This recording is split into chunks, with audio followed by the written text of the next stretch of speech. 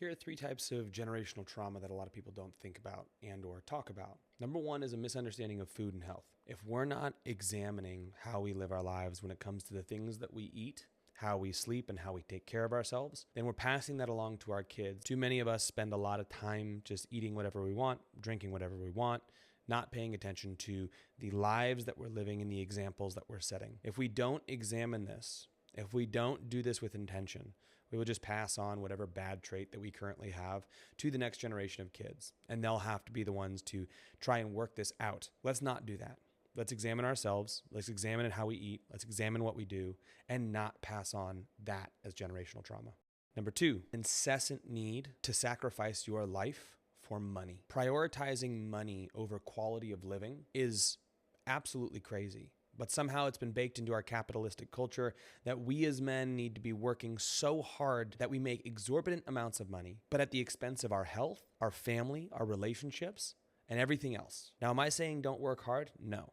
But I'm saying that if we're prioritizing our work over living a high quality of life, especially once it gets to a certain point of finance, if we haven't looked at how to minimize the amount of costs that we have in our lives while maximizing the amount of joy and satisfaction we have with our lives, then we're passing on that generational trauma of only pursuing money for money's sake, not recognizing what money is made for, which is living higher qualities of life. So we have to first and foremost think about what money means to us, how much is necessary for living a quality life, and then do the things that are required to get there. Not the other way around of let me earn a bunch of money and then I'll realize what I want to do. Reverse engineer that. And don't pass down this incessant need to be working 24/7 simply to make excessive amounts of money so that we can have some sort of status or whatever it might be when it comes to our children. And lastly is an external locus of control versus an internal locus of control. So an external locus of control is the world is happening to me. An internal locus of control is I am in control of the decisions that I make and how I move through this world. People who have an internal locus of control are on average significantly happier and feel far better off day to day than people who think that the world is happening to them. If you think that the world is just happening to you,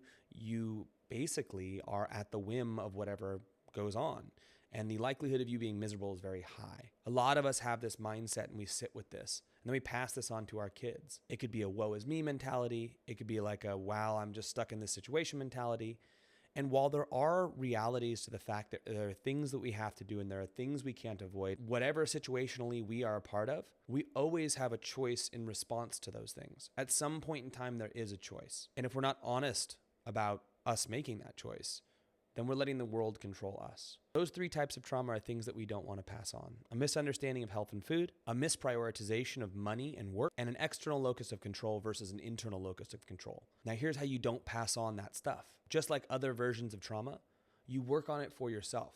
You find the ways to no longer be or have those things, so that way you don't pass it on through what you're modeling for your children. It's not about teaching necessarily. It's not about educating necessarily. It's about living it. It's about doing the work for yourself. And if you want some help on some of those things, you can check out this other video right here.